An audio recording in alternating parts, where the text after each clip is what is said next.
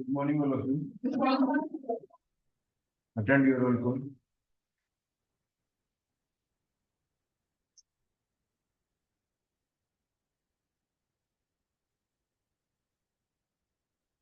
शोभा, कीर्ति, Yes. वर्षा, Yes, sir. 04. Anjali, Yes, sir. 05. खुशी, कविता, गरिमा, Yes, sir. 08. Nishant, Isha, Yes, sir. 11. Pankaj, प्रशांत, Yes, sir. 13. पूजा, Present, sir. प्रिया, Present, sir. 20. शीतल, Present, sir. 20. सिमरन, भूमिका, Present, sir. 20. दीक्षा, खुशी, Yes, sir. 25. Renu, Muskan, Present, sir. Hitesh, Yes, sir. 28. Tamanna, Yes, sir. 29. Nancy, Jyoti, Priyanka, Present, sir. 24. Deepanshu, Sarika, Muskan, Sakshi, Aditi, Yes, sir. 40. Jyoti, Yes, sir. 44. Aryan, Lakshmi, Yes, sir. 44. Naina, Sanju, Siddharth, Riya, Yes, sir. 51. Tanu, Sanu, Present, sir. 53. Anjali, वंश, मन, हर्ष, Present, sir. 57. Rinki, मुस्कान, Present, sir. 61. विधि और कोई student?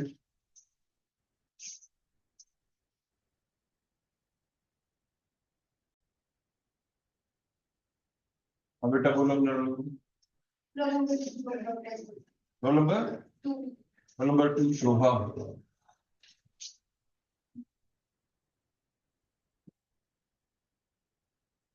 जी बताओ फिर।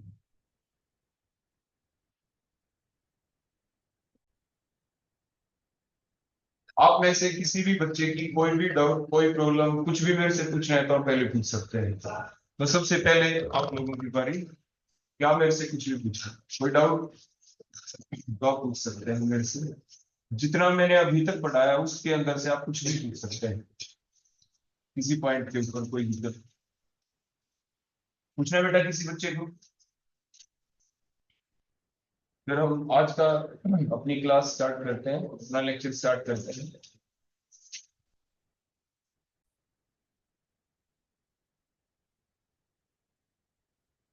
हाँ तो बेटा हमारा जो चैप्टर चला हुआ है, यूनिट जिसका नाम एमीन्स है, तो उसमें आपने याद भी कर लिया होगा कल वाला जो टॉपिक हमने जो कल के लेक्चर में आपको समझाया था। क्या था वो टॉपिक कि how can you differentiate between the primary, secondary and the tertiary. वैसे एक बेसिक चीज हम आपको बता दें, ये जो हेडिंग है ना कि हाउ कैन यू डिफरेंशिएट, ये बहुत इंपॉर्टेंट हेडिंग है। चाहे चैप्टर हो कोई भी, हर चैप्टर के अंदर इस चीज को आना होता है। ये तो एक ही हमने चैप्टर के अंदर देखा कि आप डिफरेंट एमीन्स को कैसे डिफरेंशिएट कर सकते हैं। ऐसा भी तो आ सकता है कि एमीन्स को आप एल्डिहाइड कीटोन से कैसे डिफरेंशिएट कर सकते हैं, एमीन्स को आप अल्कोहल कार्बोक्सिलिक एसिड से कैसे डिफरेंशिएट कर सकते हैं। ये जो हेडिंग है ये बहुत ही इंपॉर्टेंट रखती है। किसी भी एग्जाम के अंदर, कोई भी एग्जाम दे ले, थ्योरेटिकल दे ले, आप ऑब्जेक्टिव टाइप का दे लेना, आप देख पाएंगे, आप ऑब्जर्व कर पाएंगे कि वहां पे इस हेडिंग से रिलेटेड क्वेश्चन जरूर आपका आता हुआ मिलेगा। चाहे वो आपने जो पीछे स्पेक्ट्रोस्कोपी पढ़ी उसमें भी तो आ जाता था कि how can you differentiate between these two compound, कोई भी दो compound on the basis of IR spectroscopy, या on the basis of UV visible spectroscopy, या on the basis of NMR spectroscopy, या on the basis of mass spectroscopy. मतलब यानी ये जो हेडिंग है ये बड़ी जबरदस्त हेडिंग है कि डिफरेंशिएट करना किन्हीं भी दो चीजों के बीच में। वो माध्यम कोई भी हो सकता है। तो इसीलिए आप जब भी पढ़ रहे हो, जैसे आप इस चैप्टर को पढ़ रहे हैं और अब से पहले आप कुछ एक स्पेक्ट्रोस्कोपिक टेक्निक भी पढ़ चुके हैं, आपने आईआर यूवी पढ़ ली है, तो आपके दिमाग में एकदम क्वेश्चन जरूर आना चाहिए कि ये जो प्राइमरी सेकेंडरी टर्शियरी मीन के बारे में जो हमने केमिकल टेस्ट के आधार के ऊपर जो ये सीखा कि हम उनको डिफरेंशिएट कैसे करें, क्या हम अपनी आईआर स्पेक्ट्रोस्कोपी के आधार के ऊपर उन्हीं प्राइमरी सेकेंडरी टर्शियरी मीन को डिफरेंशिएट कर पाएंगे? तो बिल्कुल कर पाएंगे, क्योंकि आपको दिख रहा है फॉर एग्जांपल टर्शियरी अमीन के अंदर नाइट्रोजन के ऊपर कोई एच ही नहीं है, तो उसमें क्या है, स्ट्रेचिंग आएगी जो आपकी 3000 के लगभग जो एक बैंड आना होता है, तो क्या वो टर्शियरी अमीन में आएगा? नहीं, वो वहां पे दिखेगा नहीं, जबकि औरों में दिख जाएगा। आगे ना बात समझ में? तो ये जो चीज आपको पहले हम सिखा चुके हैं आईआर स्पेक्ट्रोस्कोपी के ऊपर। कहने का अभिप्राय मेरा सिर्फ आपको यही था, अपना आज का लेक्चर जो हम शुरू करने जा रहे हैं उससे पहले, कि जब भी आप कोई टॉपिक पढ़ रहे हैं और उस टॉपिक को पढ़ते ही साथ आपका दिमाग अगर साइमल्टेनियसली डिफरेंट डायरेक्शन में उसको उसी टॉपिक को कोरिलेट करना शुरू कर दे, तो इट मीन्स आपकी तैयारी बहुत अच्छे से चल रही है। अगर ऐसा आप नहीं कर पा रहे, नहीं सोच पा रहे, तो इट मीन्स आपकी तैयारी में कुछ कमी है, आपको अपने अंदर सुधार करने की आवश्यकता है। मीन्स सुधार का मतलब थोड़ा और रिवीजन करने की आवश्यकता है, जो पहले हो चुके टॉपिक है उनको दोबारा से पढ़ने की आवश्यकता है, ताकि वो चीजें आपको दिखती रहे, टॉपिक को कोरिलेट आप करते रहे। हमारा जो आज का टॉपिक होगा फर्दर, जो आज हम आपको पढ़ाने वाले हैं उसी चैप्टर के अंदर, उसी यूनिट के अंदर जिसका नाम है मीन्स है, हम लेंगे आज इसके अंदर कुछ एक बड़ी इंपॉर्टेंट रिएक्शन जिसमें बेंजीन रिंग की इन्वॉल्वमेंट जरूर होगी, और वो होगी आपकी electrophilic substitution reactions of aromatic amines. लेंगे फिर हम electrophilic substitution reactions, electrophilic substitution reactions of the amines. और सीधी सी बात है कि जब हम इलेक्ट्रोफिलिक सब्स्टिट्यूशन रिएक्शन पढ़ रहे हैं तो उसके दौरान एमीन्स कौन से लें, क्या एलिफेटिक लें, एरोमेटिक लें?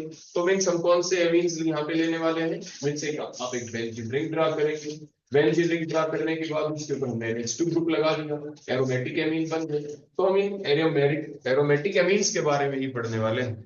जैसे कि कल भी आपने ध्यान दिया हो, मैंने आपको बताया था जब हम डिफरेंशिएट कर रहे थे, डाइएजोटाइजेशन मेथड जब हमने यूज किया, तो उसके दौरान हमने आपको बताया था, क्या बताया था, कि जो ये ग्रुप लगा हुआ है NH2 ग्रुप जो आपको यहाँ पे दिखाई दिया, तो कैसे समझाया था?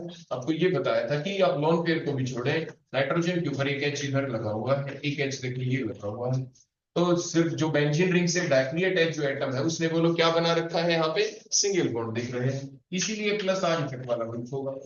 उसके बाद आप इलेक्ट्रॉनिक कॉन्जुगेशन के बेसिस के ऊपर ये सीख पाते हैं कि नाइट्रोजन जब 3 बॉन्ड बना ले तो उसके पास क्या बच जाता है, एक लोन पेयर भी होता है। तो इस तरीके से आपने क्या सीखा कि आपका जो ग्रुप है, जो NH2 ग्रुप है, जो आपका एमिनो ग्रुप है, इसके ने सिर्फ सिंगल बॉन्ड बना रखे, फर्दर इसके पास लोन पेयर भी है, तो ये प्लस आर इफेक्ट दिखाने वाला है यहाँ पे। तो प्लस आर इफेक्ट से होगा क्या, जैसे कल आपको बताया था, ये अपनी इलेक्ट्रॉन डेंसिटी को जब बेंजीन रिंग की तरफ देगा तो वो इलेक्ट्रॉन डेंसिटी कहाँ पे जाएगी? देखो या तो ऑर्थो के ऊपर, देखो हो गया ना शिफ्ट। ऐसा हमने क्यों किया? देखो कल भी हमने बताया था, आपको जिक्र किया था, आपको वैलेंसी जरूर ध्यान रखनी है हर एटम की, वो सबसे इंपॉर्टेंट पॉइंट होता है। सबसे पहले आप जब भी बात करते हैं पीरियोडिक टेबल में, आपने ध्यान दिया होगा, जब आप सीख रहे होते हैं पीरियोडिक टेबल के बाद जो एटम होते हैं, तो सबसे पहले आप क्या जिक्र करते हैं, वो होता कैसा है एटम। तो आप देखते थे वहां पे कि उसके बीच में आपके न्यूक्लियस होता है, न्यूक्लियर पार्ट, बाद में एक्स्ट्रा न्यूक्लियर पार्ट जहाँ पे इलेक्ट्रॉन्स होते हैं, इलेक्ट्रॉन कैसे भरे जाते हैं, वो सारी चीजें जब आप देखते हैं उन डिफरेंट शेल सब शेल के अंदर, तो आप देख पाते हैं कि इलेक्ट्रॉनों की अरेंजमेंट के आधार के ऊपर कुछ वैलेंस शेल में इलेक्ट्रॉन अनपेयर्ड स्टेट में होते हैं, जो अनपेयर्ड स्टेट में जो कोवलेंट बॉन्ड बनाने के काम आते हैं, उन्हीं से ये बॉन्ड बने हैं, ये जो सिंगल सिंगल जो बॉन्ड दिख रहे हैं, दिख गया ना ऐसे। लेकिन कुछ एक पेयर्ड इलेक्ट्रॉन्स भी होते हैं जिन्हें आप लोन पेयर कह देते हैं। तो जो सिंगल सिंगल इलेक्ट्रॉन्स दिखते हैं, जो पेयर्ड इलेक्ट्रॉन्स होते हैं, वो दो तरह के बॉन्ड बनाने के काम आते हैं। हाइब्रिडाइजेशन के टॉपिक के ऊपर आपने सीखा था, आपने क्या सीखा था कि वैलेंस शेल के अंदर, वैलेंस शेल के अंदर होता क्या है, आपके मान लीजिए अनपेयर्ड इलेक्ट्रॉन 4 है मान लीजिए कार्बन के अंदर, हमने देखा, तो क्या चारों के चारों आपके सिंपल कोवलेंट बॉन्ड बनाएंगे? बिल्कुल कोवलेंट बॉन्ड बनाएंगे। 4 अनपेयर्ड इलेक्ट्रॉन तो 4 कोवलेंट बॉन्ड। अगला पॉइंट आ जाता था कि वो जो 4 अनपेयर्ड इलेक्ट्रॉन है, क्या वो चारों के चारों कोवलेंट बॉन्ड किस तरह के होंगे? फिर हमने सीखा था कि कोवलेंट बॉन्ड की क्लासिफिकेशन के ऊपर कि वो सिग्मा भी हो सकता है, पाई भी हो सकता है। तो मीन्स जो इलेक्ट्रॉन सिग्मा बॉन्ड बनाते हैं हाइब्रिडाइजेशन के बेसिस के ऊपर, वो ऑर्बिटल जिन्होंने हाइब्रिडाइजेशन में भाग ले लिया वो हाइब्रिड ऑर्बिटल हो गए। तो हाइब्रिड ऑर्बिटल वाले अनपेड इलेक्ट्रॉन तो सिग्मा बॉन्ड बना लेते हैं, और वैलेंस शेल का वो ऑर्बिटल जिसमें अनपेड इलेक्ट्रॉन था और वो ऑर्बिटल ने हाइब्रिडाइजेशन में पार्टिसिपेट नहीं किया, जो अनहाइब्रिड ऑर्बिटल बच गया, वो साइडवेज ओवरलैपिंग करता था, वो पाई बॉन्ड बना लेता है। तो वही चीज आप यहाँ पे देख पा रहे हैं कि ये जो भी है आपके सामने कंपाउंड, इसमें डिफरेंट सिंगल बॉन्ड जो दिख रहे हैं ये सारे सिग्मा बॉन्ड है, वो अनपेड इलेक्ट्रॉन से ही बने हैं। दूसरे जो आपको डबल बॉन्ड दिख रहे हैं जो पाई बॉन्ड के इलेक्ट्रॉन्स होते हैं, जो अनहाइब्रिड ऑर्बिटल की हेल्प से बने हुए होते हैं, जिन्होंने हाइब्रिडाइजेशन में पार्टिसिपेट नहीं किया था। तो मींस ओवरऑल मैंने थोड़ा सा देखो बैक रिव्यू भी आपको दे दिया, आपके कहीं ना कहीं किसी एग्जाम के अंदर ही आपके दोबारा काम आ सकते किसी कॉम्पिटिटिव एग्जाम में। तो आपने ओवरऑल क्या देखा, इसका प्लस आर इफेक्ट है। तो अगर हम यहाँ पे जो इलेक्ट्रॉन को नॉन पेयर इलेक्ट्रॉन को आप शिफ्ट करते हैं, तो क्वेश्चन ये आया क्यों शिफ्ट हुए। आपने सीखा था कि पहला बॉन्ड सिग्मा है तो दूसरा पाई है, दूसरा पाई है तो पाई कैसे बनता है, साइडवेज ओवरलैपिंग से बनता है। तो साइडवेज ओवरलैपिंग कब होगी, तब होगी जब नाइट्रोजन के ऊपर जो लोन पेयर जिस भी ऑर्बिटल में है, और यहाँ पे होगा क्या, ये बॉन्ड यहाँ से देखो टूटने वाला है, ये जो टूटेगा तो क्या होगा, तो ये जो दो इलेक्ट्रॉन ना, ये दो इलेक्ट्रॉन इस कार्बन का एक ऑर्बिटल है जिसमें ये एक इलेक्ट्रॉन है, इस कार्बन के ऑर्बिटल में इधर वाले कार्बन का एक ऑर्बिटल है जिसमें ये इलेक्ट्रॉन है, अनहाइब्रिड ऑर्बिटल है। तो इनमें साइडवेज ओवरलैपिंग हो गई। क्यों हो गई थी, क्योंकि इनके जो ऑर्बिटल थे ना बेटा यहाँ पे, ये आपके पैरेलल थे एक दूसरे के, सेम प्लेन में थे। सेम प्लेन में होने की वजह से ही तो साइडवेज ओवरलैपिंग हो पाई। अगर ये एक दूसरे के 90 डिग्री के ऊपर होते तो इनमें साइडवेज ओवरलैपिंग नहीं होती। तो सिमिलरली यहाँ पे अब क्या है, ये इसके साथ ओवरलैपिंग देगा, छोड़ देगा, क्लियर हो गया। बल्कि इस ओवरलैपिंग के दौरान जो ये दो इलेक्ट्रॉन थे, एक इस कार्बन इस ऑर्बिटल में था, एक इसमें था, इस वाले कार्बन में ही ये दोनों इलेक्ट्रॉन लेंगे, दोनों इधर आ गए, दोनों आ गए इधर। क्यों आ गए, क्योंकि पीछे से इलेक्ट्रॉन आ रहे हैं। तो अब ये जो नाइट्रोजन का ऑर्बिटल जिसके अंदर क्या है बोलो लोन पेयर है, ये ऑर्बिटल और ये वाले ऑर्बिटल एक ही प्लेन में होने जरूरी है, तभी तो इनके बीच दोबारा से क्या होगी बोलो, साइडवेज ओवरलैपिंग होगी, अदरवाइज नहीं हो पाती। आपने देखा होगा ना, कई बार आप पढ़ेंगे आगे भी, मान लीजिए अब यहाँ पे जिन्हें ऑर्थोपोजिट कहते हैं, यहाँ पे अगर हम बल्कि ग्रुप लगा दें, यहाँ पे भी अगर हम बल्कि ग्रुप लगा दें, तो जिसकी वजह से इस स्टेरिक हिंड्रेंस की वजह से जो NH2 ग्रुप है ये अपनी प्लेनिटी लॉस कर देता है, जिसकी वजह से नाइट्रोजन का जो ऑर्बिटल जिसमें लोन पेयर है, ये लोन पेयर, ये जो पाई बॉन्ड वाला ये ऑर्बिटल था, इसके प्लेन में नहीं रहते। मींस अब इनके बीच में साइडवेज ओवरलैपिंग नहीं हो जाती, नहीं होगी तो क्या होगा, ये लोन पेयर यहाँ पे डोनेट नहीं कर पाएगा, नहीं कर पाएगा तो इसका प्लस आर इफेक्ट खत्म हो जाता है। कुछ आई बात समझ में। तो कहने का अभिप्राय क्या है कि जो बेसिक चीज हमने बताई, जिसे आप रेजोनेंस कह सकते हैं, कंजुगेशन कह सकते हैं, पाई बॉन्ड का फॉर्मेशन यहाँ पे आप कह रहे हैं, वो प्रोसेस चलती कब है, जब पाई बॉन्डिंग हो। पाई बॉन्डिंग कब होगी, जब वो एक प्लेन में हो, तो इट मींस वो एक प्लेन में है। तो ये सारी चीजें हम अपने दिमाग में पहले से लेके चलते हैं। हम सीधा तो यहाँ पे तो देखो हमने बिल्कुल सीधा एकदम से बोल दिया ना, कैसे बोला, हमने ये बोल दिया कि भाई ये लोन पेयर है ना, यहाँ पे सिंपल जो मैंने अभी आपको कंडीशन बता दी, ये जो बेंजीन रिंग है, देखो मैंने ये जो स्ट्रक्चर बना दी है ना, और स्ट्रक्चर बनाने के बाद मैंने जो ये NH2 ग्रुप एकदम लिख दिया, इसके ऊपर लोन पेयर दिखा दिया, बोल दिया भाई इसका प्लस आर इफेक्ट है। मैं इतना भी बोल देता एकदम, भाई बेंजीन रिंग के ऊपर NH2 ग्रुप है और इसका प्लस आर इफेक्ट है, दैट्स ऑल, और आगे करना शुरू कर देता। लेकिन हो सकता है आपको पहले से पता ही हो, पता ही होगा आप लोगों को, लेकिन फिर भी मैंने आपको रिवाइज ही करवा दिया कि ऐसा वैसा क्यों था। अब उसके बाद ये प्लस आर इफेक्ट चला, जिसकी वजह से ये जब लोन पेयर देगा, इस कार्बन के बॉन्ड गिने 1 2 3 4 है, देते ही साथ 5 बॉन्ड हो जाएंगे, इसलिए एक बॉन्ड टूटना जरूरी। ये टूट के दोनों इलेक्ट्रॉन ये आगे यहाँ पे अगर आ जाए, अगर ये इलेक्ट्रॉन इधर आए, तभी तो ये पाई बॉन्ड के इलेक्ट्रॉन इधर आएंगे। तो क्या होगा, फिर इस कार्बन के दोबारा से 4 रह जाएंगे बॉन्ड, देखो 1 2 3, और एक जो नया बॉन्ड बना ये तो टूट गया ना, ये तो यहाँ पे नेगेटिव चार्ज आ गया, जैसे आप ऑर्थो पोजीशन कह रहे हैं। अगर हम यहाँ पे इसको शिफ्ट ना करके इन दोनों इलेक्ट्रॉन को आगे शिफ्ट कर दें, तो क्या होगा, ये जो कार्बन है ना पहले से, अब ध्यान से देखें, इस कार्बन के 1 2 3 एंड 4 4 बॉन्ड इस कार्बन के मेटा पोजीशन वाले कार्बन के पहले से 4 बॉन्ड है। अगर ये दोनों इलेक्ट्रॉन अगर हम यहाँ पे शिफ्ट कर देंगे तो यहाँ पे 5th बॉन्ड बन जाएगा कार्बन का, तो ये कार्बन तो 5 बॉन्ड बनाएगा नहीं, इसलिए बॉन्ड टूटेगा, जरूर टूटेगा, वही जो वीक है। वीक कौन सा, पाई बॉन्ड। अब ये टूटा और ये यहाँ पे देखो शिफ्ट हो गया, तो अब बोलो इस यहाँ पे आ जाएंगे दोनों इलेक्ट्रॉन, यहाँ पे नेगेटिव चार्ज आ जाएगा।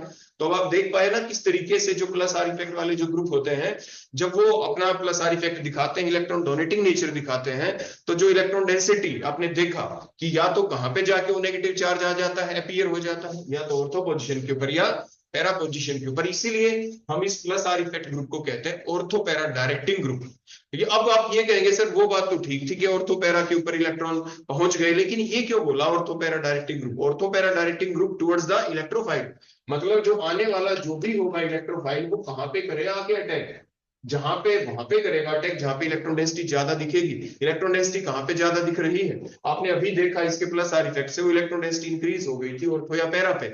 इसलिए ये जो ग्रुप है plus are effect group electron देके इस इनकमिंग इलेक्ट्रोफाइल को कह रहा है कि आओ कहां पे अटैच हो जाओ, आके कहां पे अटैक करो, ऑर्थो पे, या कहां पे आओ पैरा पे, आपको मैक्सिमम इलेक्ट्रॉन डेंसिटी वहीं पे दिखाई देगी। तो मींस ये ग्रुप उसको डायरेक्शन दे रहा है, इनकमिंग इलेक्ट्रोफाइल को डायरेक्शन दे रहा है कि आप उस डायरेक्शन में चले जाए, वहां पे जाके आप अटैच हो जाए, वहां पे जाके आप बॉन्डिंग कर लेंगे। तो इसलिए इसको कहा जाता है ortho para directing group. Clear हो गया ना इतना? तो ये ऑर्थो पैरा डायरेक्टिंग ग्रुप हो गया, ये अटैक करेगा और कहां पे करेगा वो भी आपने देख लिया कि प्लस आर इफेक्ट है इसका। लेकिन अब क्वेश्चन ये उठा कि चलो इतना हमने सीख लिया कि जो NH2 ग्रुप था इसका प्लस आर इफेक्ट है, ऑर्थो पैरा डायरेक्टिंग ग्रुप है, इनकमिंग इलेक्ट्रोफाइल आएंगे। अब वो इलेक्ट्रोफाइल ही क्यों आएंगे? वो सिंपल सी बात, due to the very high electron density, high pi electron density on the benzene ring, the electrophile will attack on it, तो इलेक्ट्रोफिलिक हो गई। अब सब्स्टिट्यूशन क्यों? क्योंकि ये एरोमेटिक है कंपाउंड, क्योंकि ये हक्कल रूल को फॉलो करता है। इसमें देखो 2 + 2 + 2 means 4n + 2 pi electron, cyclic conjugation भी है, तो इसीलिए हमें इसको मेंटेन रखना है। इसे एरोमेटिक कहते हैं। एरोमेटिक कंपाउंड कौन? जिसमें दोनों बातें हैं। कौन कौन सी दोनों बातें? हक्कल रूल वाली दोनों बातें। कौन सी दो बातें हैं वो? 4n + 2 पाई इलेक्ट्रॉन भी हो, जैसे आपने देखा।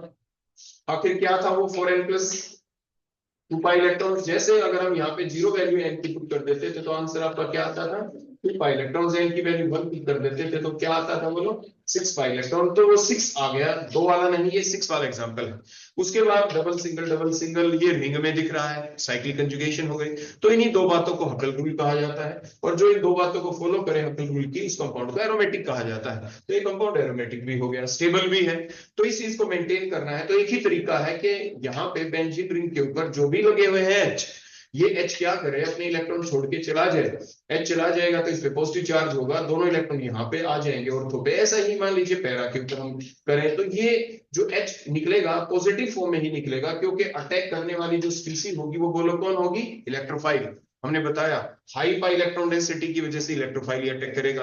तो एक स्ट्रॉन्ग इलेक्ट्रोफाइल एक वीक इलेक्ट्रोफाइल को रिप्लेस करेगा। वीक वो यहाँ पे कौन होगा? H पॉजिटिव है। ये आप ध्यान रखें, वो रिएक्शन कोई भी चल रही हो आपकी इलेक्ट्रोफिलिक सब्स्टिट्यूशन रिएक्शन, चाहे बेंजीन रिंग में चले, चाहे आप हेटेरोसाइक्लिक वाला चैप्टर पढ़ेंगे अगले सेमेस्टर में जाके, तो वहां पे आप देख पाएंगे कि पायरोल हो, इंडोल हो, जो भी आप पढ़ेंगे, क्विनोलिन, आइसोक्विनोलिन, किसी में भी आप देख पाएंगे वहां पे इलेक्ट्रोफिलिक सब्स्टिट्यूशन रिएक्शन। तो आप देखेंगे कि वहां पे रिप्लेसमेंट जो भी इलेक्ट्रोफाइल जाएगा अटैक करेगा, वीक जो निकलना होता है हमेशा वो कौन होता है? H पॉजिटिव निकलेगा, H एटम निकलेगा, H पॉजिटिव की फॉर्म के अंदर वो निकलना होता है। क्लियर हो गया ना इतना?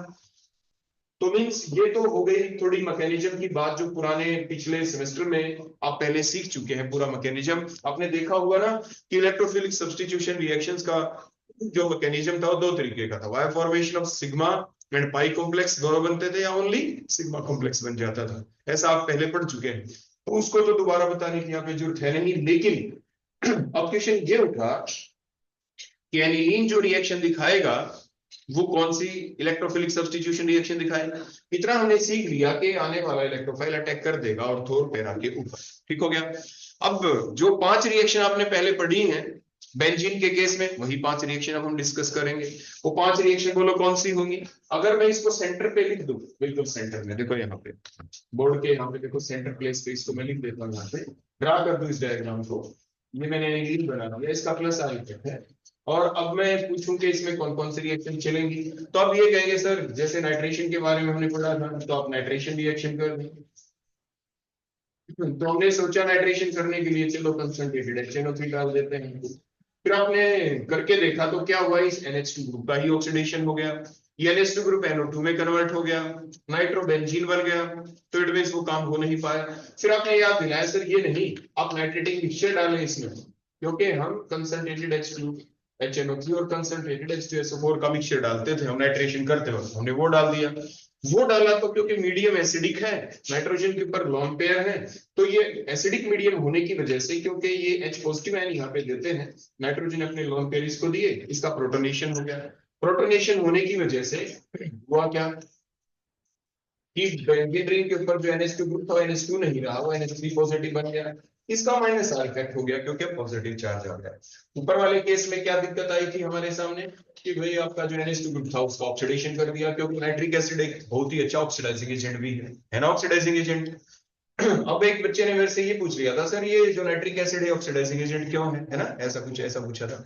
तो फिर हमने आपको ये सिखाया था, देखो आप कभी फिजिकल पढ़ते हैं, कभी इनऑर्गेनिक कभी ऑर्गेनिक, आपने फिजिकल या इनऑर्गेनिक पोर्शन के अंदर जो भी आपने पढ़ा होगा अपना चैप्टर, तो उसके दौरान आपने कुछ ऐसा सीखा कि जो ये नाइट्रिक एसिड होता है, इस नाइट्रिक एसिड में जो सेंट्रल एटम होता है, जो नाइट्रोजन है यहाँ पे, अगर हम इसको x मान ले और हाइड्रोजन की ऑक्सीडेशन स्टेट 1 होती है, ऑक्सीजन की -2 चार्ज, तो -6 = 0, तो x के ऊपर जो चार्ज है वो यहाँ पे बोलो कितना है, +5 है ना, ऐसा कुछ।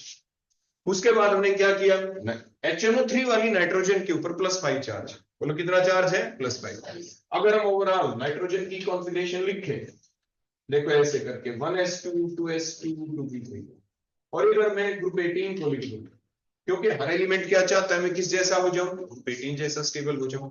नाइट्रोजन का एटॉमिक नंबर 7 है, यहाँ पे हम चले तो हीलियम एटॉमिक नंबर 2 आ गया, नियोन एटॉमिक नंबर 10 आ गया, आर्गन एटॉमिक नंबर 18 आ गया, एंड सो इस तरह से। हम ये चाहते हैं, नाइट्रोजन ने चाहा कि मैं भी स्टेबल हो जाऊं, तो कैसे हो स्टेबल होने के लिए क्या करेगा, ये 2 काम कर सकता है स्टेबल होने के लिए। देखो वो 2 काम क्या करेगा, मैं इस रेंज दिखा रहा हूं। वो 2 काम ये होंगे कि नाइट्रोजन ने सोचा भैया ऐसा काम करता हूं, तेरे पास एटॉमिक नंबर 7 है ना, तो जल्दी से ना 10 जैसा हो जा। 10 जैसा कैसे हो, बाय गेनिंग 3 इलेक्ट्रॉन। तो नाइट्रोजन ने क्या किया, 3 इलेक्ट्रॉन गेन कर लिए, और नाइट्रोजन के ऊपर आ गया -3 चार्ज, बोलो कितना आ गया, -3 ऑक्सीडेशन स्टेट हो गई। अब नाइट्रोजन ने सोचा कि भाई तू बन गया नियोन जैसा, लेकिन तू एक काम और करके दे, वो क्या, कि भाई तू वैलेंस शेल के 5 इलेक्ट्रॉन को लॉस कर दे।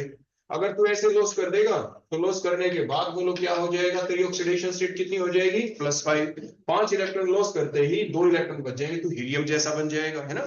तो मीन्स जो रेंज है, एग्जाम में कभी आपसे पूछा जाए पॉसिबिलिटी कौन सी ज्यादा है, वो एक अलग इश्यू है, कि कौन सी इसकी फेवरेट साइड होगी, लॉस करने वाली या गेन करने वाली, वो एक अलग फैक्टर है। लेकिन जब कभी आपसे ये पूछा जाता है कि what is the range of oxidation state for the nitrogen atom, बड़ा सिंपल सा तरीका होता है, आप उस एलिमेंट को लिख देते हैं, और एलिमेंट को लिख के ये देखते हैं कि उसका जो एटॉमिक नंबर है कौन से 2 ग्रुप 18 वाले एलिमेंट के बीच में है, तो वो दोनों डायरेक्शन में जा सकता है। जिस डायरेक्शन में, एक डायरेक्शन में जाने से उसको इलेक्ट्रॉन लॉस करने पड़ेंगे, दूसरे डायरेक्शन में जाने के लिए उसको इलेक्ट्रॉन गेन करने पड़ेंगे। कितने इलेक्ट्रॉन लॉस किए या गेन किए, उसके आधार के ऊपर उसके ऊपर पॉजिटिव या नेगेटिव चार्ज आना होता है, और जो भी नेगेटिव चार्ज आया मैक्सिमम है, इससे ज्यादा आ नहीं सकता।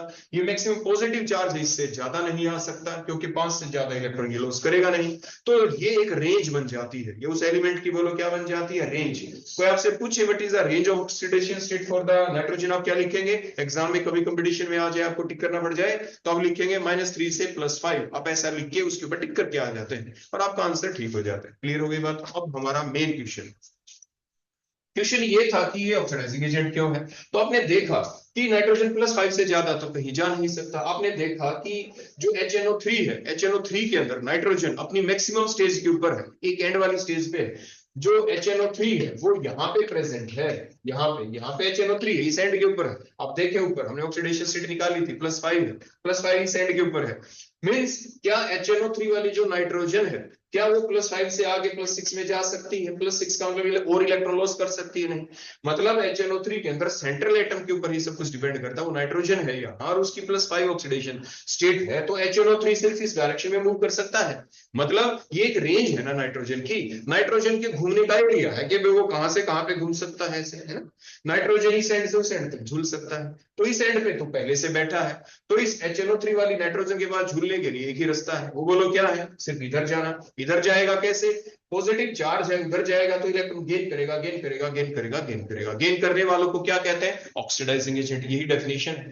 तो मींस कोई भी सब्सटेंस अगर वो इलेक्ट्रॉन गेन करके एक्वस सॉल्यूशन में जाके स्टेबलाइज हो जाता है, तो आप उसे ऑक्सीडाइजिंग एजेंट कहते हैं। तो HNO3 के अंदर कोई पॉसिबिलिटी है नहीं ना, तो इसलिए ऑक्सीडाइजिंग एजेंट का करता है ये काम। अब आपको मेरे ख्याल में ये बात समझ में आ गई होगी कि जो भी किसी भी चीज के बारे में हमसे अक्सर ये पूछा जाता है कि वो ऑक्सीडाइजिंग एजेंट है या नहीं है, या रिड्यूसिंग एजेंट है, या वो दोनों तरह का करेगा काम। मान लीजिए जैसे आपने पढ़ा होगा हाइड्रोजन कंपाउंड चैप्टर के अंदर कभी कि H2O2 के बारे में पूछा जाता था कि वो दोनों तरह का काम करता है, वो डिसप्रोपोर्शनेशन रिएक्शन दिखा देता है, मींस वो सेम जो एटम है उसके अंदर ऑक्सीजन वो इलेक्ट्रॉन गेन भी कर सकता है और साइमल्टेनियसली लॉस भी कर देता है, दोनों काम कर देता है। आप जब उसको तोड़ते थे आपने देखा होगा H2O2 जब टूटता है H2O प्लस में हाफ O2 में टूट जाता है, तो मींस ऑक्सीडेशन रिडक्शन दोनों बातें हो गई। तो कहने का अभिप्राय ऐसा क्यों हुआ, क्योंकि बिल्कुल यही सेम पैटर्न आप अपनाते हैं, बिल्कुल सेम, पर आप प्रूव कर सकते हैं कि जो ऑक्सीजन है, जो H2O2 वाली जो ऑक्सीजन है उसका चार्ज निकाले पहले आप, चार्ज निकालने के बाद फिर जो मैंने अभी तरीका आपको सिखाया ऐसे करके देखिए, आप देख पाएंगे कि H2O2 वाली जो ऑक्सीजन है वो जो ऑक्सीजन की वास्तविक रेंज है उस रेंज के किसी इस या इस कोने के ऊपर नहीं, वो बीच में है कहीं पे। इट मींस H2O2 वाली ऑक्सीजन इधर भी जा सकती है इधर भी, एक साइड में इलेक्ट्रॉन लॉस कर सकती है एक साइड में इलेक्ट्रॉन गेन कर सकती है। तो इट मींस बड़ा बेसिक सा फंडा होता है यहाँ पे, किसी भी कंपाउंड के बारे में आपसे पूछा जा सकता है एग्जाम में। अक्सर आपने देखा होगा ना कितने क्वेश्चन आते हैं, which of the following is the oxidising agent, which of the following can act as both oxidising and the reducing agent, ऐसा भी पेपर में क्वेश्चन आ जाता है, काफी बार आते हैं आपके कॉम्पिटिटिव एग्जाम में, ऐसा तो है नहीं कि नहीं आते हैं, आते हैं।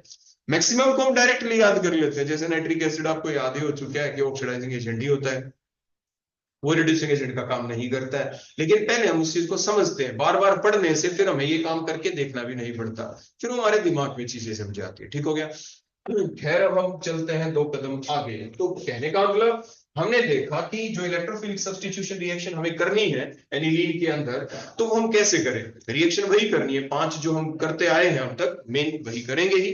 नाइट्रेशन है, सल्फोनेशन है, हेलोजिनेशन रिएक्शन है, फ्रिडल-क्राफ्ट एल्काइलेशन है, फ्रिडल-क्राफ्ट एसाइलेशन रिएक्शन है, वो हमें करनी ही है। तो हम पहली रिएक्शन के ऊपर ही थे अभी तो, जिसका नाम नाइट्रेशन रिएक्शन है। तो नाइट्रेशन रिएक्शन में हमने कुछ पॉसिबिलिटी करके देखी, हमने नाइट्रिक एसिड डाल के देखा तो क्या हुआ, ऑक्सीडेशन हो गया, NH2 ग्रुप NO2 में कन्वर्ट हो गया। नाइट्रेटिंग मिक्सचर डाल के देखा, फिर दिक्कत आ गई भाई, NH2 ग्रुप का प्रोटोनेशन हो गया एसिडिक मीडियम के अंदर, तो मींस -R इफेक्ट बन गया। तो जिसकी वजह से अगर फर्दर अगर हम कहें कि सर -R का मतलब ये रिएक्शन रुक गई, आप ऐसा गलत कह रहे हैं। मैंने कहा बिल्कुल ठीक बेटा, आपने सही सोचा। मतलब क्या होगा, यही नाइट्रेटिंग मिक्सचर आपने दोबारा से डाला है यहाँ पे, कंसंट्रेटेड HNO3 और कंसंट्रेटेड बोलो क्या H2SO4 आपने डाले थे। और क्योंकि इसका -R इफेक्ट है, -R इफेक्ट क्या करता है, -R इफेक्ट वाले ग्रुप ऑर्थो और पैरा पोजीशन के ऊपर से इलेक्ट्रॉन डेंसिटी को डिक्रीज कर देते हैं, +R वाले इंक्रीज करते हैं, -R वाले डिक्रीज करते हैं। तो वो कौन सी पोजीशन बची जहां पे थोड़ी बहुत इलेक्ट्रॉन डेंसिटी है, जहां पे मैक्सिमम इलेक्ट्रॉन डेंसिटी है, और सिर्फ मेटा पोजीशन। तो मींस यहाँ पे आपका ये NH3 पॉजिटिव था और यहाँ पे मेटा के ऊपर बोलो कौन सा ग्रुप लग गया, NO2 लग गया। उसके बाद हम लास्ट में जब भी ये बन जाए, हम थोड़ा सा इसमें बेस डाल देंगे, थोड़ा सा एक बूंद डालने से ये यहाँ पे जो H पॉजिटिव लगा था ये हट जाएगा और हमारा प्रोडक्ट थोड़ा बेसिफिकेशन हम कर देंगे, और जिसकी वजह से हमारे पास ये प्रोडक्ट मिल जाता है जिसमें यहाँ पे बोलो कौन लगा हुआ है, NH2, और बोलो यहाँ पे कौन लगा हुआ है, NO2, ऐसा हो जाता है। क्लियर हो गई बात, आगे समझ। कहने का अभिप्राय जो हम करना चाहते थे main reaction nitration reaction, ortho और पैरा के ऊपर जो हम लगवाना चाहते थे NO2 वो तो अभी नहीं लगा, तब उसके लिए क्या करें, समस्याएं तो आ गई ना, डिफिकल्टी हमें फेस करनी पड़ रही है। तो उस डिफिकल्टी को कैसे करें दूर, तो उसके लिए सोचा गया कि ऐसा करते हैं कि ये जो NH2 ग्रुप जो अपने इलेक्ट्रॉन पेयर यहाँ पे दे रहा था, देखो जब ये इलेक्ट्रॉन पेयर यहाँ पे देता है ना, ये सब कुछ उसी वजह से हो रहा है। मतलब इसके +R इफेक्ट वजह से बेंजीन रिंग पर बहुत ज्यादा इलेक्ट्रॉन डेंसिटी हो गई, इसलिए बेंजीन रिंग का ऑक्सीडेशन हो गया, इसका भी ऑक्सीडेशन हो सकता है। ये नहीं कि NH2NO2 में बदल जाए, अगर एक्सेस में हम डाल दे तो बेंजीन रिंग टूट भी सकता है प्रोडक्ट बने ही ना, जैसे फिनॉल के केस में आपने देखा था। आगे ना बात समझ में। तो कहने का अभिप्राय अब हम क्या करें, हमें ऐसा करना होगा कि किसी तरीके से अगर हम इस NH2 ग्रुप का +R इफेक्ट थोड़ा कम कर दें तो ऐसा हो सकता है। तो कैसे करें, simple acylation reaction, acylation reaction simple, कुछ नहीं डालेंगे इसमें, जो लुईस एसिड हम साथ डालते थे LCl3 वगैरह कुछ नहीं डालेंगे। होगा क्या, यहाँ से H और यहाँ से बोलो क्या Cl। ये हुआ कैसे, देखो मैंने कल भी आपको सिखाया था, ये चीजें हमने देखी थी कुछ इसी टाइप की। नाइट्रोजन अपने लॉन्ग पेयर किसको दिए, इस कार्बन को, कार्बन के ऊपर साइड पॉजिटिव चार्ज है, ऑक्सीजन पे नेगेटिव, Cl के ऊपर भी नेगेटिव, ठीक हो गया ना बेटा इसको। तो जिसकी वजह से क्या हुआ, नाइट्रोजन में पॉजिटिव चार्ज आएगा, पीछे से छीन लेगा दोबारा से इलेक्ट्रॉन, NH बॉन्ड के इलेक्ट्रॉन ले लेगा, ओवरऑल क्या हुआ कि आपने देखा कि ये बेंजीन रिंग है और बेंजीन रिंग के ऊपर यहाँ पे NH आ गया है ना, N के ऊपर एक H तो है, आगे सिंगल बॉन्ड नया बन गया, बॉन्ड C के साथ बन गया, और जब अटैक हुआ तो कार्बन के 5 बॉन्ड Cl दोनों इलेक्ट्रॉन लेके चला गया। पहले तो पाई बॉन्ड के इलेक्ट्रॉन इधर शिफ्ट हुए, वापस आए, फिर Cl निकल गया ओवरऑल, तो C डबल बॉन्ड O हो गया और एक R हो गया। तो जिसकी वजह से आपने देखा कि अब ये जो लोन पेयर है ये दो साइड में कंजुगेशन में है, ये बेंजीन रिंग के साथ भी इधर भी, तो इट मींस ये कंप्लीटली इधर नहीं जाएंगे, कई बार इधर कई बार इधर, तो जिसकी वजह से इसका जो प्लस आई इफेक्ट है, जो पहले हम कुछ ऐसे लिख रहे थे, ज्यादा एरो दिखा रहे थे कि इसका very strong plus are effect है, अब वो नॉर्मल प्लस आर इफेक्ट हो जाएगा। अब इसके बाद हम कर लेंगे इसमें जो रिएक्शन हमें करनी होगी, जो नाइट्रेशन करनी है, तो जब हम अब नाइट्रेशन करेंगे तो अब क्या होगा बोलो इसके दौरान, इसमें आपके जो ग्रुप लगेंगे, देखो ऊपर तो वही है ना, NHC डबल बॉन्ड, ये R ग्रुप है ना, प्रोटेक्टेड, इसको प्रोटेक्शन भी कहा जाता है। पेपर में कई बार एक 1 मार्क का क्वेश्चन आ जाए, how can you protect the NH2 group present on the benzene ring, तो आप लिखते हैं बाय एसाइलेशन रिएक्शन, इसको प्रोटेक्शन कहते हैं, आपने इसको ढक दिया, ठीक हो गया ना। तो अब इसके बाद बोलो ऑर्थो पोजीशन पर बोलो कौन सा ग्रुप लग जाएगा नाइट्रेशन करेंगे तो NO2। Similarly NH C double bond OR, para position के ऊपर भी बोलो कौन सा ग्रुप लग जाएगा NO2। अगर हम क्या कर रहे हो यहाँ पे बोलो नाइट्रेशन, अगर आप नाइट्रेशन करेंगे यहाँ पे नाइट्रेशन करेंगे तो बोलो क्या बन जाएगा, ऑर्थो या पैरा के ऊपर, मींस दो प्रोडक्ट बन गए जो बनाना चाहते थे। जब ये बन जाए उसके बाद हम सिंपल कर देंगे यहाँ पे हाइड्रोलाइसिस, क्या कर देंगे बोलो, मतलब डी प्रोटेक्शन कर देंगे इसकी, क्या कर देंगे डी प्रोटेक्शन, मींस ये ग्रुप दोबारा से हट जाएगा एसिटिक एसिड की फॉर्म में। देखो जब हम करेंगे ना ऐसे हाइड्रोलाइसिस, तो यहाँ पे स्लाइड पॉजिटिव चार्ज है, यहाँ पे स्लाइड नेगेटिव चार्ज है, नेगेटिव की तरफ H पॉजिटिव आ गया वाटर का, इधर OH नेगेटिव आ गया, तो बन गया ना दोबारा से NH2 और निकल गया ना RCOH, means carboxylic acid as a side product, तो मींस हमें अपने मेन प्रोडक्ट मिल जाते हैं। तो बोलो क्या तरीका हुआ नाइट्रेशन करने का, हमने कैसे किया, पहली स्टेप प्रोटेक्शन, फिर पर्टिकुलर रिएक्शन जो भी हम करना चाहते हैं, नाइट्रेशन हुई, हेलोजिनेशन हुई, जो भी करनी, और उसके बाद बोलो क्या डी प्रोटेक्शन, हमें हमारा मेन प्रोडक्ट मिल जाएगा।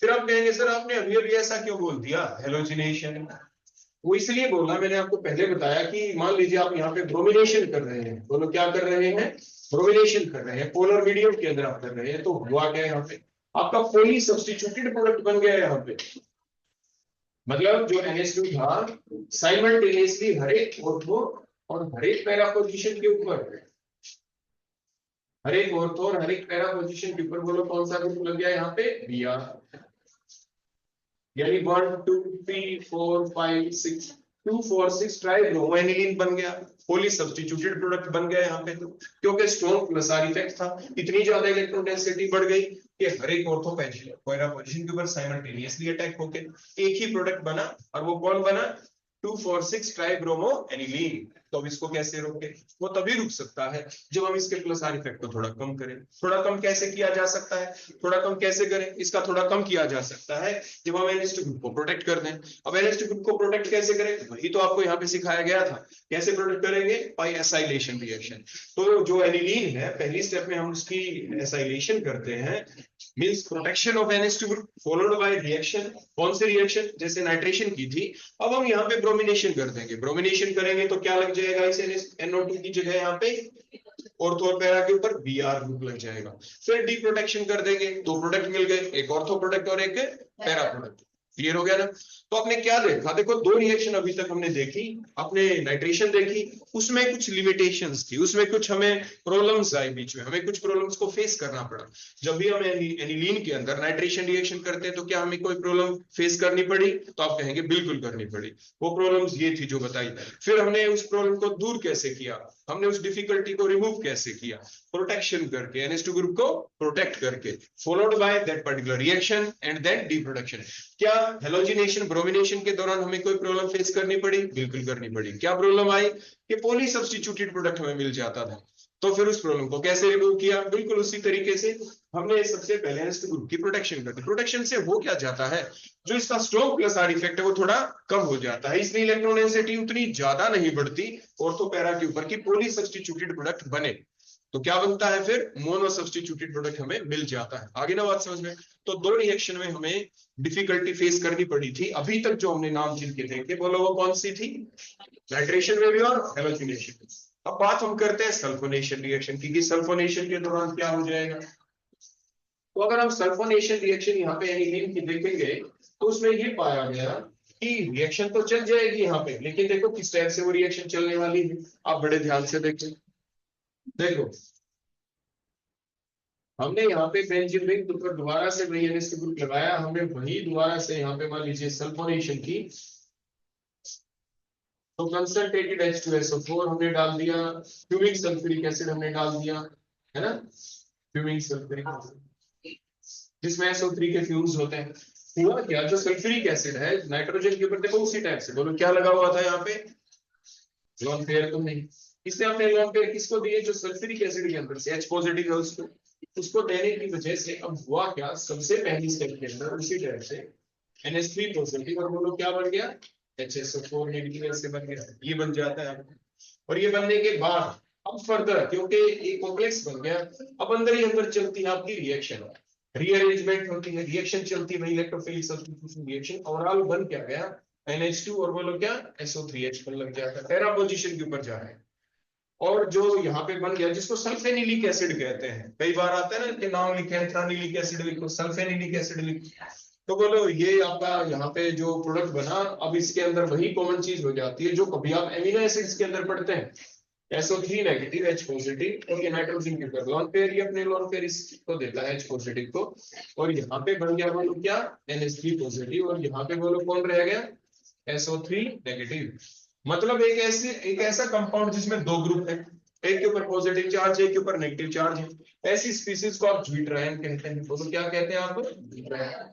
मतलब ये जो भी आपकी स्पीसी बनी, ये ज्विट्रायन की फॉर्म में एग्जिस्ट करती है, सल्फोनेशन रिएक्शन के दौरान ऐसा हो जाता है, ज्विट्रायनिक आपका प्रोडक्ट बनता है, जो किस फॉर्म में एग्जिस्ट करता है, in the form of the zwitterion. किसकी फॉर्म में बोलो, ज्विट्रायन की फॉर्म में। क्लियर हो गया ना इतना।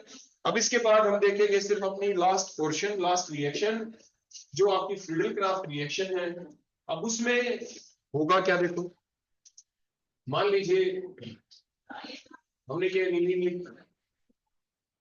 अब इसमें हमने बोलो क्या डाला, इसके देखो नाइट्रोजन के ऊपर क्या है, लोन पेयर, और यहाँ पे हमने यहाँ पे पढ़ा होगा जब भी हम एसाइलेशन रिएक्शन करते हैं उसके दौरान हम कोई एसिड हैलाइड डालेंगे, अगर एल्काइलेशन रिएक्शन करते हैं तो बोलो हम क्या डालते हैं इसमें, बताओ शबाश, यहाँ पे एसिड हैलाइड, वही AlCl3, वो भी ड्राई एनहाइड्रस फॉर्म के अंदर ये हमारे पास होना चाहिए, एनहाइड्रेटेड होना चाहिए, हाइड्रेटेड ना हो, बोलो कैसा होना चाहिए, एनहाइड्रस, अदरवाइज ये एल्यूमिनियम हाइड्रोक्साइड में कन्वर्ट हो जाएगा। अब हुआ क्या, ये लुईस एसिड है, यहाँ पे इसको इलेक्ट्रॉन चाहिए, इलेक्ट्रॉन या तो ये देखो RCl यहाँ से लेगा, देखो ऐसे है ना, आपने पढ़ा है ना, देखो ऐसे कि एल्यूमिनियम ग्रुप 13 एलिमेंट है, इसके पास जो 3 Cl होने के बाद यहाँ पे इसके पास वैकेंट ऑर्बिटल होता है, इसका ऑक्टेट कंप्लीट नहीं है, ग्रुप 13 एलिमेंट है, तो 3 ही बॉन्ड बना रखे हैं, 2 to 4 to 6 इलेक्ट्रॉन है, 2 इलेक्ट्रॉन और चाहिए ताकि अपना ऑक्टेट कंप्लीट कर ले, तो ये इलेक्ट्रॉन ले सकता है वैकेंट ऑर्बिटल की वजह से और इनकम्प्लीट ऑक्टेट की वजह से, इसीलिए ये इलेक्ट्रॉन डेफिशिएंट कंपाउंड है,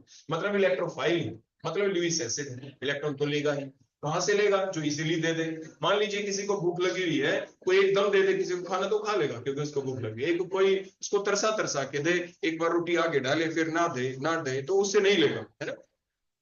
तो इट मीन्स आप ध्यान से देखें, जो AlCl3 है इसको इलेक्ट्रॉन या तो ये लेगा, इस RCl के इलेक्ट्रॉन को ले जाए अपने पास, इसीलिए हम इसको हेलोजन कैरियर भी कहते हैं, क्योंकि हेलोजन को निकाल ले जाता है, या फिर ये नाइट्रोजन के लोन पेयर दे रहा है, बोलो किससे आराम से मिलेंगे इसको, लोन पेयर से।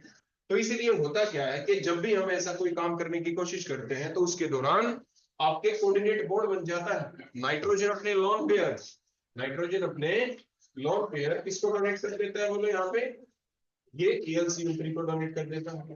तो ये जो AlCl3 है, it is not freely available, it is not freely available, जब ये फ्रीली अवेलेबल नहीं है या इसके लेस मॉलिक्यूल है फ्रीली अवेलेबल जो इस काम को कर देंगे, मान लीजिए थे कुछ जिसकी वजह से ऐसा हुआ, मान लीजिए थे कुछ जिसकी वजह से R पॉजिटिव बन गया, और हो सकता है कुछ आपके प्रोडक्ट बन जाए, लेकिन वेरी लेस अमाउंट में आपका प्रोडक्ट बनेगा जब ये अटैक करेगा और तो या पैरा पोजीशन पर। लेकिन दूसरी चीज ऐसा देने से, ऐसा करने से नाइट्रोजन के ऊपर पॉजिटिव चार्ज आ गया और Al के ऊपर कैसा आ गया था, नेगेटिव। अब इसका माइनस आर इफेक्ट बन गया, इसका जो प्लस आर इफेक्ट था जो चल रहा था वो अब फिनिश हो गया।